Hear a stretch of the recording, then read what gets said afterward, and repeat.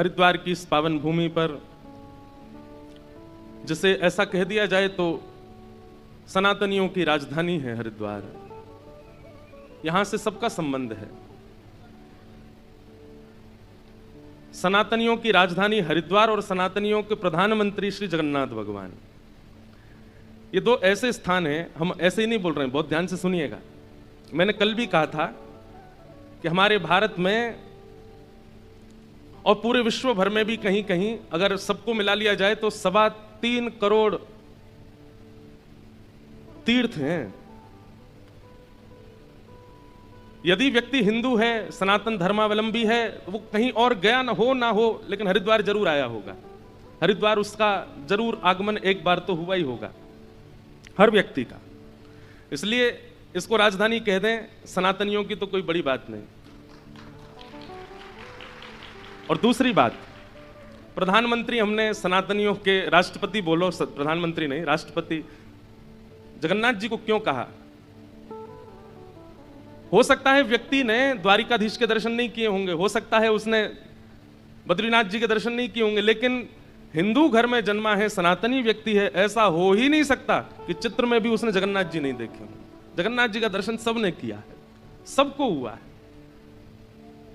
जगन्नाथ चकानैन लीला चलवारे, तू न संभाले तो हमें कौन संभाले। जगन्नाथ चकानैन लीला चलवारे, तू न संभाले तो हमें कौन संभाले। गाओ जगन्नाथ जगन, गाओ एक एक शब्द गाओ हमारे साथ। हे जगन्नाथ चकानैन, जगन्नाथ चकानैन लीला चलवारे, तू न संभाले तो हमें कौन संभाले। हे तू न संभाले तो हमें कौन संभाले। हो मेरी ये नैया है अब तो तेरे हवाले, मेरी ये नैया है अब तो तेरे हवाले। हाँ मेरी ये नैया है अब तो तेरे हवाले,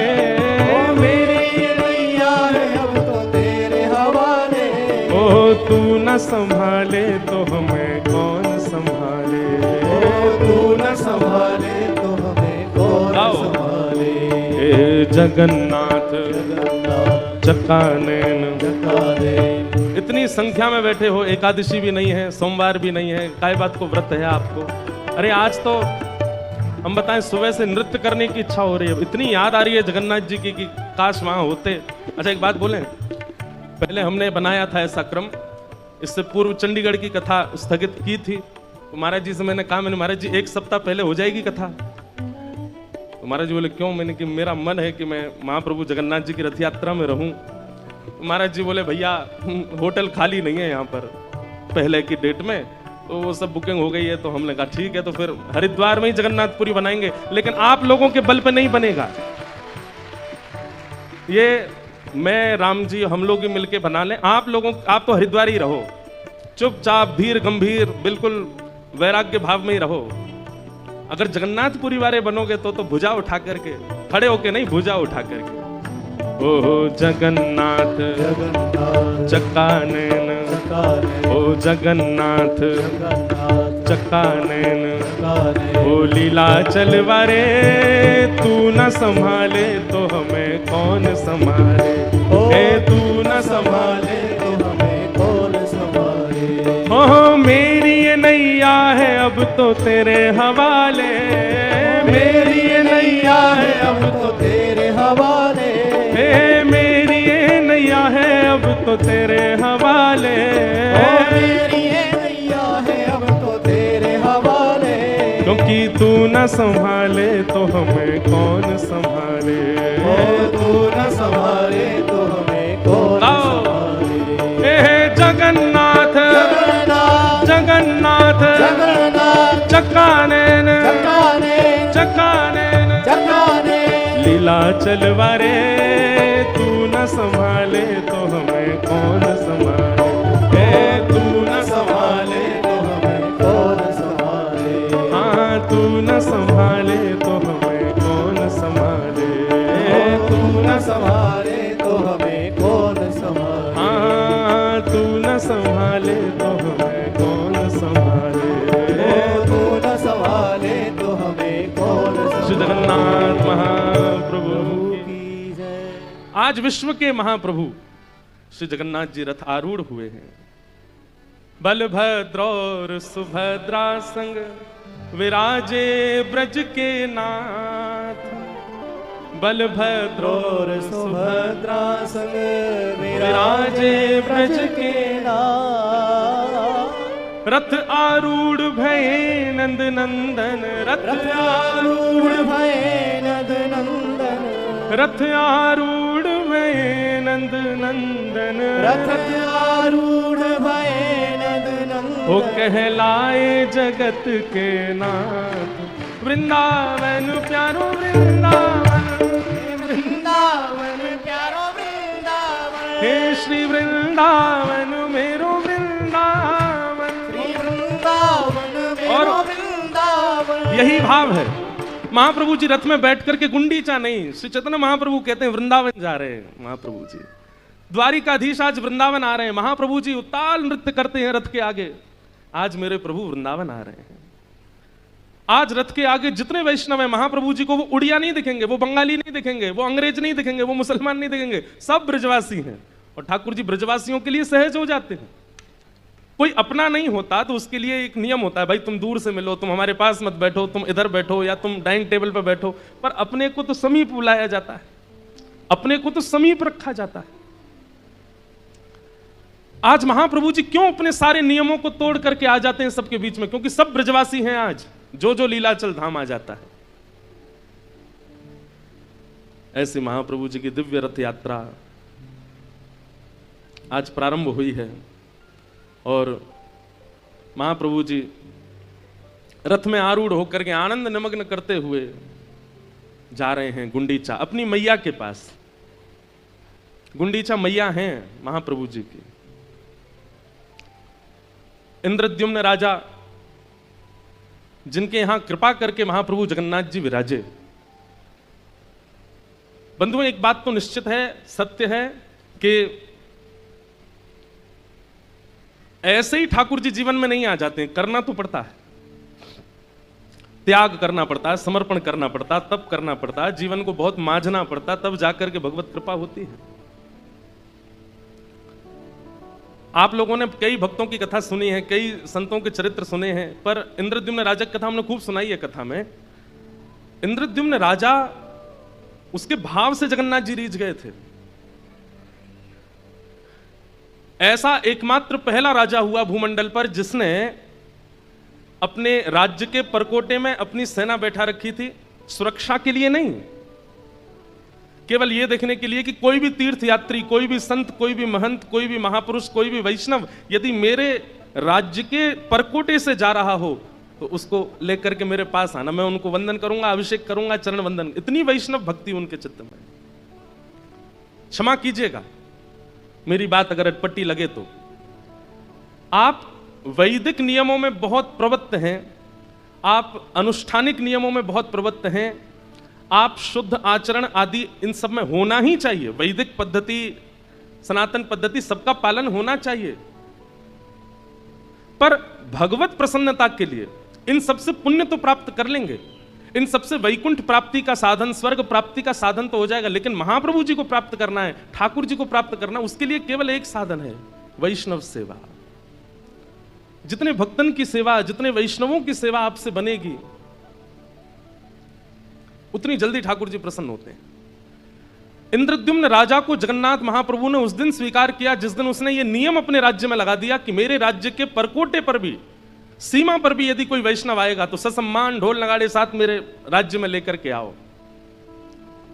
महाराज जी वो स्वयं तो कहीं तीर्थ में जाते नहीं थे। इंद्रद्युम्न राजा कैसे जाते थे पता है? सामने से कोई वैष्णव उसको सेना लेकर के आई तो उससे पूछते, भैया तुम कहां से आए हो? तो वो कहता मैं हरिद्वार से आया हूं। अच्छा हरिद्वार से आए, वहां तो गंगा जी बहती हैं? बोले हाँ। वहां तो हर की पेड़ी है? बोले हाँ जी। वहां तो पास में सुंदर पर्वत श्रृंखला दिखती है, वहां तो ऋषिकेश है, वहीं से बद्रीनाथ केदारनाथ के मार्ग जाते हैं? बोले हाँ जी। आप मेरे सामने बैठ जाइए ना।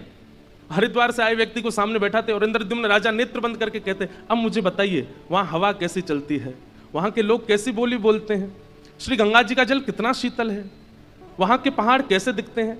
और वो सामने वाला व्यक्ति प्रवचन में हरिद्वार की महिमा बताता और इंद्रद्युम्न नेत्र बंद करके मानसी तीर्थ यात्रा करके आते, और तीर्थ यात्रा करके आके और फिर भंडारा करते। पूछते काय बात का भंडारा? बोले आज हम हरिद्वार होके आए हैं, गंगा स्नान करके आए हैं।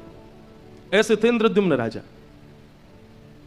कोई बद्रीनाथ से आ जाता तो उसके भाव से बद्रीनाथ घूमाते, वृंदावन घूमाते। और इतने परिपक्व हो गए थे इंद्रद्युम्न कि अब अगर कोई दोबारा हरिद्वार का व्यक्ति मिलता ना तो इंद्रद्युम्न उससे ज्यादा जानकारी दे देते हरिद्वार के बारे में। ऐसी उनकी भक्ति। बस मन में एक कामना थी कि महाप्रभु जी मेरे पास आ जाएं। पहले नील माधव भगवान विराजमान थे नीलाचल पर्वत पर, जिनकी सेवा का अधिकार आदिवासियों को ठाकुर जी ने दे रखा था। इंद्रद्युम्न, अब कथा तो बहुत बड़ी है, हमको भागवत जी में प्रवेश भी करना है, उतना तो विस्तार नहीं करेंगे। इंद्रद्युम्न राजा ने अपने भाई को भेजा कि मुझे स्वप्न में नील माधव भगवान ने आज्ञा की है कि मेरी सेवा प्रारंभ करो। बहुत ध्यान से सुनिएगा।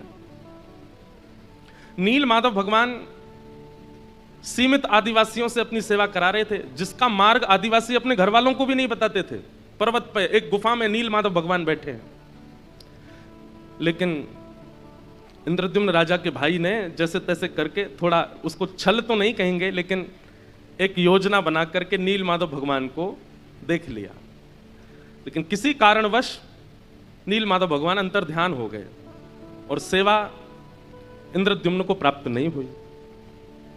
तब इंद्रद्युम्न राजा ने इतनी विरह वेदना से महाप्रभु जी को पुकारा कि नाथ आप मेरे पास नहीं आए। तो भगवान ने आज्ञा की, बोले तुम चिंता नहीं करो, अब एक योजना से हम तुम्हारे पास आएंगे। भगवान ने आज्ञा करके कहा कि समुद्र में 3 दारू यानी कि लकड़ियां बहती हुई आएंगी, उनसे हमारा एक स्वरूप निर्माण कराओ।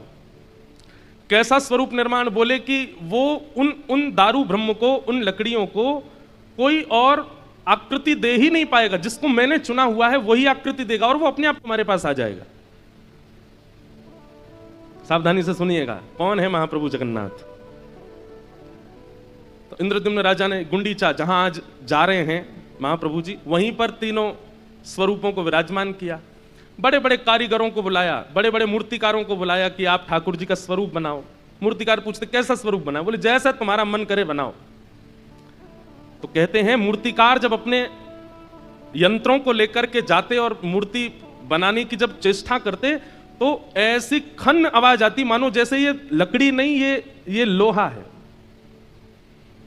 छेनी हथौड़ा टूट के गिर जाते, लेकिन किसी से भी स्वरूप निर्माण हुआ नहीं।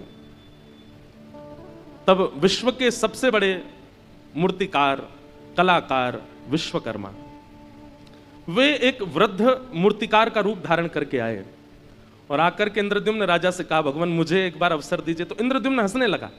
इतने बड़े बड़े कलाकार बंगाल के, उड़ीसा के, आदि आदि क्षेत्रों के सब हाथ खड़े कर गए। आप तो वयोवृद्ध हैं, आप तो शमशान में लकड़ियां बाट देख रही हैं, आप कहां जाओगे? बोले नहीं, आप एक बार मुझे अवसर दीजिए। गुंडीचा महारानी बोली, जब इतनों को अवसर दिया तो इनको भी दीजिए। राजा बोले ठीक है, आप जाइए, बनाओ ठाकुर जी का स्वरूप बनाओ। जैसे ही आज्ञा प्रदान की तो विश्वकर्मा ही थे, उन्होंने कहा मेरा एक, फिर मेरी बात माननी पड़ेगी। बोले क्या?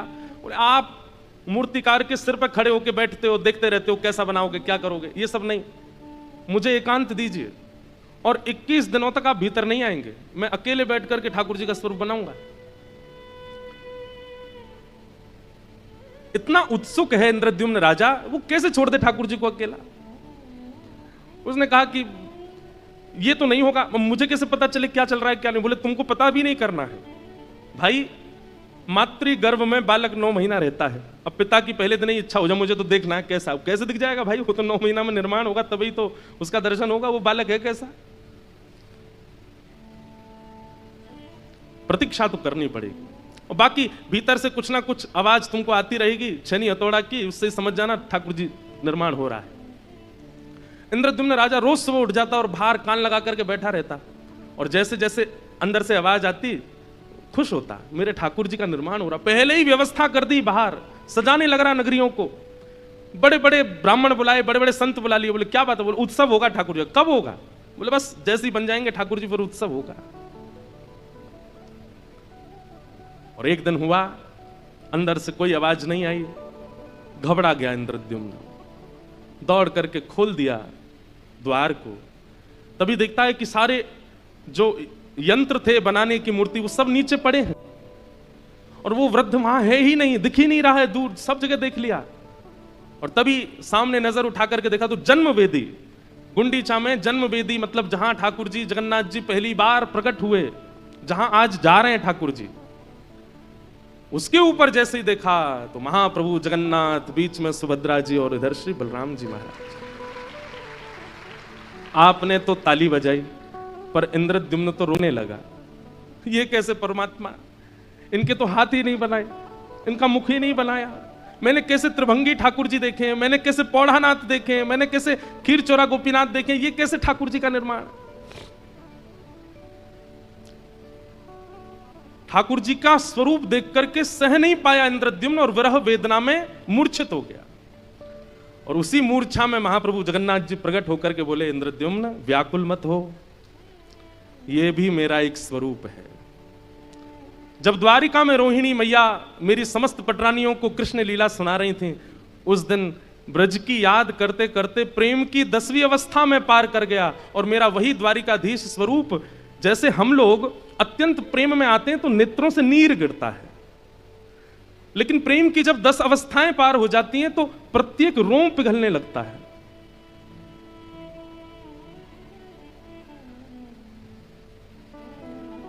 प्रेम की 10 अवस्था होती हैं। हमने एक बार जगन्नाथ रस कथा करी थी तो उसमें ये सब भाव बताए थे। आज मैं सोच रहा था इस सब पर थोड़ा थोड़ा प्रकाश डालेंगे। कौन कौन सी 10 अवस्थाएं होती हैं, बहुत ध्यान से सुनिएगा। प्रेम की पहली अवस्था, प्रतिकूलता भी अच्छी लगती है। किसी को पहली बार जब प्रेम होता है, और मेरी हाथ जोड़ के प्रार्थना, जितने भी युवा बैठे हैं, आजकल के छोरा छोरी वाले प्रेम में मत जाना, उसमें इन सब बातों को मत घटाना, ये ठाकुर जी के संबंध की बातें हैं। हाँ? प्रेम की पहली अवस्था क्या है? प्रतिकूलता भी प्रिय लगती है।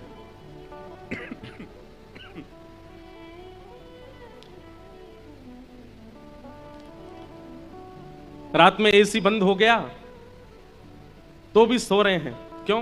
प्रतिकूलता अच्छी लग रही है। रोटी के बिना भी अच्छा लग रहा है, बिना ठंडे पानी के भी मन लग रहा है। मतलब प्रतिकूल अवस्थाएं भी अच्छी लगती हैं जब प्रेम प्रारंभ होता है।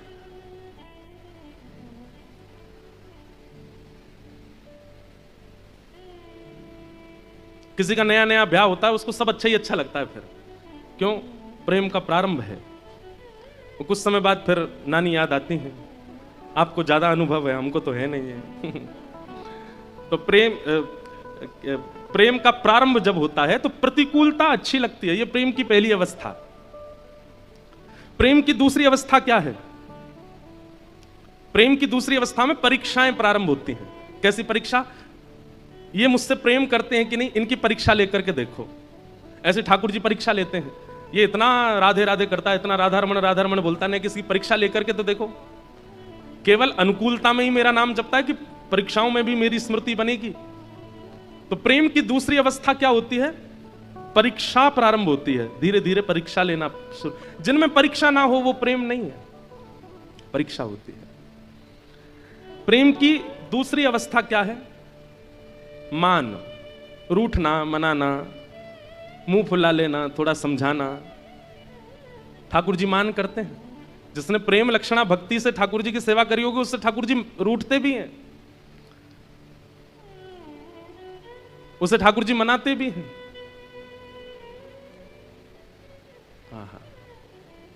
तो प्रेम की तीसरी अवस्था क्या है? रूठना और मनाना। प्रेम की चौथी अवस्था क्या है? विश्वास। 3 अवस्थाएं पार करने के बाद फिर आपका विश्वास दृढ़ होने लग जाता है और आप प्रेमी को स्वीकार कर लेते हो। अब स्वीकारीकरण आ गया है। अब ना संदेह है, ना संशय है, ना कुछ और भाव है, स्वीकारीकरण। प्रेम की 5वीं अवस्था क्या है?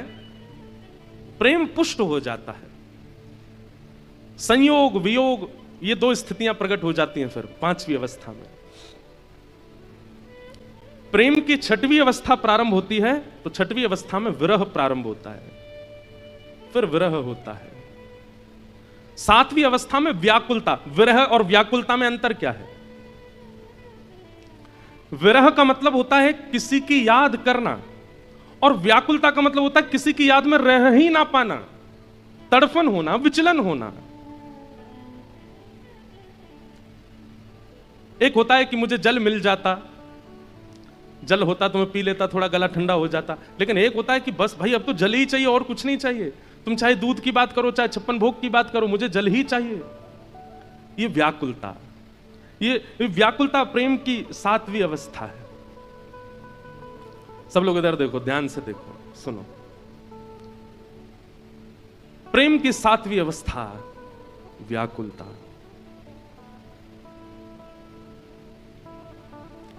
प्रेम की आठवीं अवस्था क्या है? सब में प्रेमी का दर्शन होना, किसी ना किसी भाव में अपने प्रेमी को ही देखना। जित देखूं उतित श्याममयी है।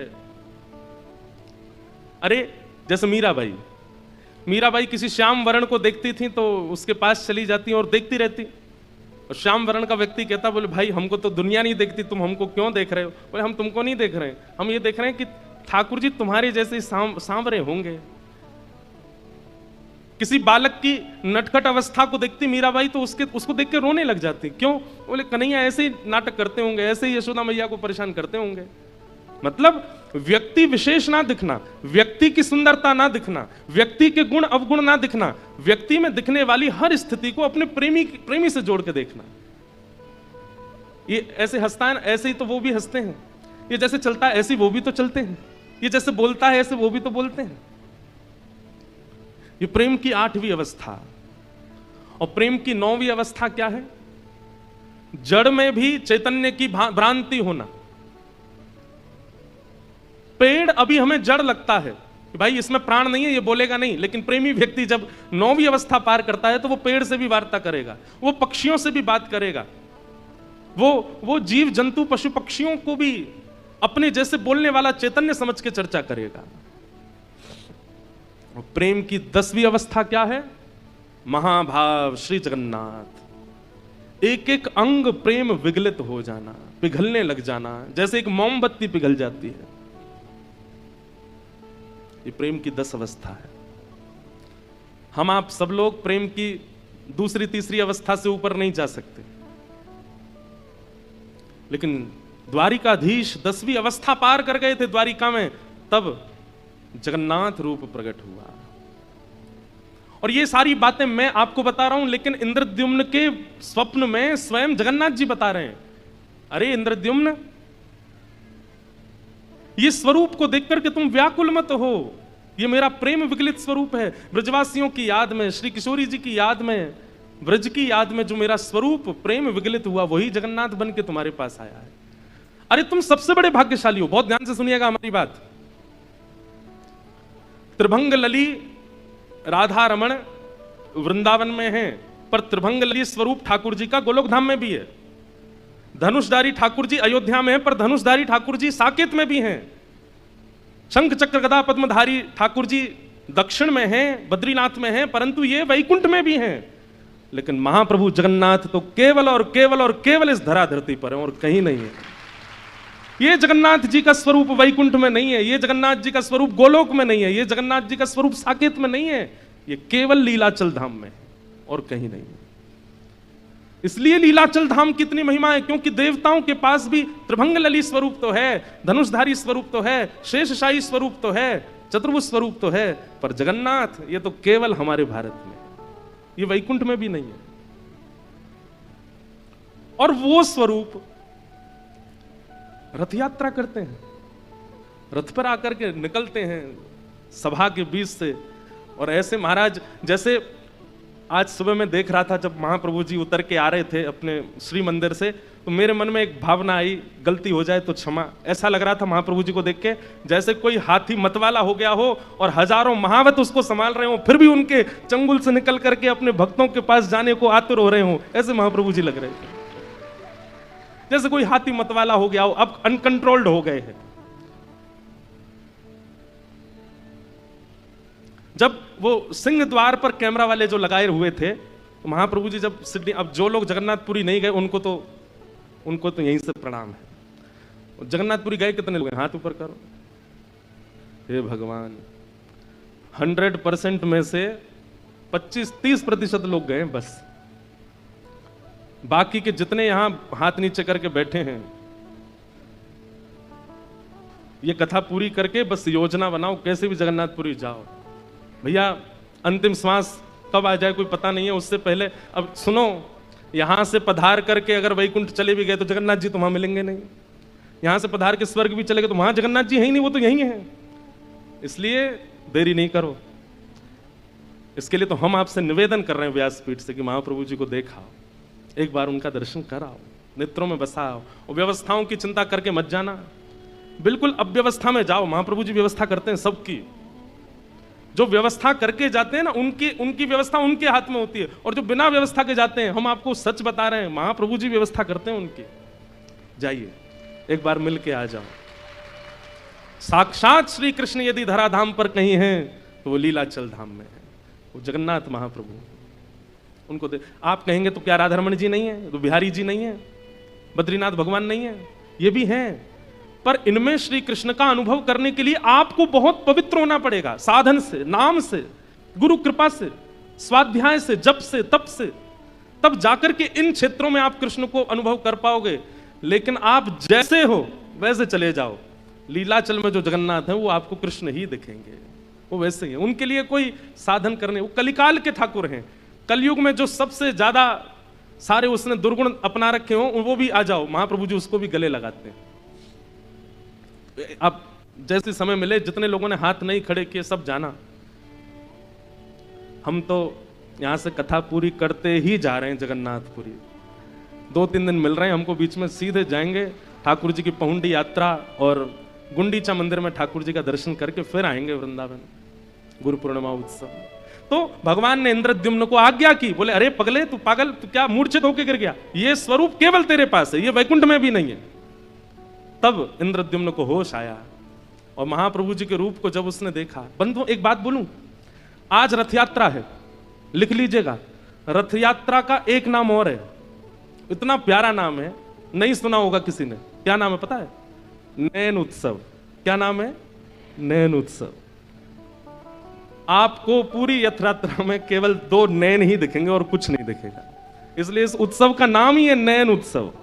महाप्रभु जी के आपको किलोमीटरों दूर से भी रथ को देखेंगे, और रथ के भीतर जब झांक के देखेंगे तो पंडा पुजारियों के मुंड दिख रहे होंगे, किसी के शरीर दिख रहे होंगे, पर आपको महाप्रभु जी दिखें चाहे नहीं, नयन जरूर दिख जाएंगे। इसलिए इस उत्सव का नाम है नयन उत्सव। आपके और उनके नयन ही मिलेंगे, इसलिए इसका नाम ये नयन उत्सव है। स्नान पूर्णिमा का दिन था, जिस दिन महाप्रभु जी का रूप प्रकट हुआ। कलशों से स्नान कराया गया। ठाकुर जी बीमार पड़ गए, स्नान करते ही ठाकुर जी बीमार हो गए। फिर उसके बाद कुछ दिन तक ठाकुर जी चिकित्सा लेते हैं, और फिर आज द्वितीया के दिन महाप्रभु जी रथ में विराजमान होके गुंडीचा जाते हैं। अब इसके पीछे लीला क्या है? इंद्रद्युम्न राजा ने महाप्रभु जी को श्री मंदिर में विराजमान कर दिया। 1.25 लाख शालिग्राम हैं। जिस जगह महाप्रभु जगन्नाथ जी बैठते हैं उसको रत्नवेदी कहते हैं। क्या बोलते हैं? रत्नवेदी। जहां ठाकुर जी आज जाके बैठेंगे उसको कहते हैं जन्मवेदी, और जहां महाप्रभु जी बैठते हैं उसको कहते हैं रत्नवेदी। पूरे विश्व में ऐसे रत्न खोजने से नहीं मिलेंगे जो रत्न उस रत्नवेदी के भीतर हैं, जहां महाप्रभु जी बैठते हैं। और 1.25 लाख शालिग्राम विराजमान है। साक्षात वैकुंठ ही है वो। वहां ठाकुर जी विराजमान हो गए। इंद्रद्युम्न राजा खूब सेवा करता था। एक दिन महाप्रभु जी बोले, हम तुम्हारी सेवा से बड़े प्रसन्न हैं, कुछ मांगो। तो इंद्रद्युम्न राजा ने एक वरदान मांगा कि हे नाथ, मेरा वंश आगे ना बढ़े। एक और बात, इंद्रद्युम्न राजा ने राजपदवी को त्याग पत्र दे दिया, अपनी राजपदवी भी छोड़ दी, महाप्रभु की सेवा में लग गए। बोले अब कौन है राजा? बोले लीलाचल धाम के राजा यही हैं। और एक बात कहें, बिना मुकुट के राजा। पहले ऐसे राजा हैं जो मुकुट ही नहीं पहनते। आज के दिन बस उस सीख का एक मुकुट पहनते हैं ठाकुर जी, तिली मुकुट पहनते हैं, बाकी मुकुट नहीं पहनते, बिना मुकुट के राजा है। इंद्रद्युम्न ने इन्हीं को राजा बना दिया और कहा कि मेरा वंश आगे ना बढ़े। तो महाप्रभु जी बोले वंश क्यों ना बढ़े? बोले क्योंकि प्रभु ऐसा देखा गया है कि संपत्तिवान खानदान में जब बालक जन्म लेते हैं ना, तो आगे चल के संपत्ति का दुरुपयोग करते हैं। एक तो मैं वैसे ही राजा हूं, मेरी इतनी संपत्ति, ऊपर से आप भी आ गए तो और संपत्ति बढ़ेगी, कहीं बालक दुरुपयोग कर ना दें उसका, इसलिए मैं चाहता हूं बस मैं ही अंतिम रहूं। महाप्रभु जी बोले ठीक है। थोड़ी देर बाद गुंडीचा मैया आई। महाप्रभु जी ने उनसे भी कहा, बोले हम तुम दोनों से बहुत प्रसन्न हैं, हम राजा से तो मिल लिए, अब तुम बताओ तुमको क्या चाहिए। तो गुंडीचा मैया कहती एक पुत्र हो जाए, ऐसी कृपा कर दो। महाप्रभु जगन्नाथ जी बोले वाह, पति बोल के गया कि वंश ही आगे नहीं बढ़े, और पत्नी कह रही है एक पुत्र हो जाए। इंद्रद्युम्न राजा आ गए, महाप्रभु जी चिंता में बैठे हैं। बोले जय जय, कैसे आप इतने उदास क्यों हैं। बोले कि हम बड़ी दुविधा में हैं, तुमने कहा कि वंश आगे ना बढ़े और ये कह रही है एक पुत्र हो जाए। इंद्रद्युम्न तो नाराज हो गया गुंडीचा पे, तुमने महाप्रभु जी से संतान क्यों मांगी, संसार क्यों मांगा। महाप्रभु जी बोले तुम लोग बाद में लड़ना, पहले मेरी शंका का समाधान करो, मैं क्या करूं अब। ऐसे कैसे होगा, पति चाहता, पति नहीं चाहता, पत्नी चाहती है संतान, कैसे हम दे दें आपको। थोड़ी देर बाद महाप्रभु जी मुस्कुराने लगे। गुंडीचा मैया बोली जय जय, क्या आज्ञा है। बोले आज्ञा यह है कि अब आज से मैया हम ही आपके पुत्र हैं, आप हमें ही अपना बेटा मान लो, हम ही आपके पुत्र हैं। गुंडीचा मैया बोली आप तो भगवान बन के बैठे हो श्री मंदिर में, और बालक को तो गोद में खिलाने का सुख होता है, बालक को तो दूध पिलाने का सुख होता है, बालक के साथ खेलने का सुख होता है। महाप्रभु जी बोले मैया तो मैं बालक बन जाऊंगा, मैं साल भर यहीं बैठ करके पर ब्रह्म बन के सबको दर्शन दूंगा, और ये आषाढ़ की द्वितीया जैसे ही प्रारंभ होगी मैं छोटा बालक बन जाऊंगा, देखना कैसे लुढ़कते हुए आऊंगा नीचे, ऐसे मटकते हुए आऊंगा, रथ पर बैठूंगा और आकर के धम्म से तुम्हारी गोद में बैठूंगा, खूब दूध पिलाना, खूब आनंद कराना, खूब खिचड़ी पवाना, और 9 दिन मैया तुम्हारी गोद में ही रहूंगा मैं। इसलिए आज ठाकुर जी बालक बन गए हैं, इसलिए बालकों की तरह झूम रहे हैं, बालकों की तरह आनंद कर रहे हैं। बंधुओं, 3.5 करोड़ तीर्थों के दर्शन करने की सामर्थ्य इस समय पृथ्वी में किसी में नहीं है। सारे तीर्थ जितने हैं पृथ्वी पर, उनके दर्शन करने की सामर्थ्य किसी मानव में नहीं है। लेकिन स्कंद पुराण में श्री वेदव्यास जी महाराज कहते हैं गुंडीचा यात्रा के बाद जब महाप्रभु जी जन्म वेदी पर अभी जहां विराजेंगे, इन 9 दिनों के अंदर महाप्रभु जी का दर्शन यदि एक झलक भी कोई व्यक्ति पालेगा तो उसको 3.5 करोड़ तीर्थों के दर्शन का पुण्य प्राप्त हो जाएगा। ऐसे महाप्रभु, तो गुंडीचा मैया के लिए महाप्रभु जी गए हैं। और देखो, अधिकतर विवाह होने के बाद पतिदेव पत्नी के साथ ही घूमते हैं, बच्चों के साथ ही घूमते हैं। ये ऐसे पहले गृहस्थी हैं जो बहन भैया के संग घूमने जाते हैं, पत्नी को छोड़ जाते हैं घर पे। अभी लौट करके जब ये वापस आएंगे 9 दिन बाद, तब इनकी मीठी लड़ाई होगी लक्ष्मी जी के साथ में, प्रणय कलह होगा। लक्ष्मी जी द्वार बंद कर देती हैं, बड़ी सुंदर लीला होती है। लक्ष्मी जी कहती हैं अकेले अकेले चले गए, हमको नहीं लेके गए अपने साथ। तो महाप्रभु जी नीचे से महाप्रभु जी के पुजारी, ऊपर से लक्ष्मी जी के पुजारी आपस में बात करते हैं। तो लक्ष्मी जी के पुजारी जी कहते हैं अकेले अकेले गए, हमको नहीं लेके गए साथ में। तो महाप्रभु जी कहते हैं देवी तुम बड़ी कोमल हो, तुम्हारे पैर में छाले आ जाते, कैसे लेके जाता, इसलिए तुमको छोड़ गया था। हमारे लिए क्या लाए हो। तो पहले ठाकुर जी साड़ी दिखाते हैं, लक्ष्मी जी कहती हैं तो भरी पड़ी है, फिर गहने दिखाते हैं, बोले मैं लक्ष्मी हूं, मुझे गहने दिखा रहे हो आप। तो अंत में ठाकुर जी रसगुल्ला दिखाते हैं, तब लक्ष्मी जी खुश होती हैं, तब द्वार खुलता है और महाप्रभु जी भीतर जाते हैं। ऐसी अद्भुत लीला जगन्नाथ धाम में ठाकुर जी करते हैं।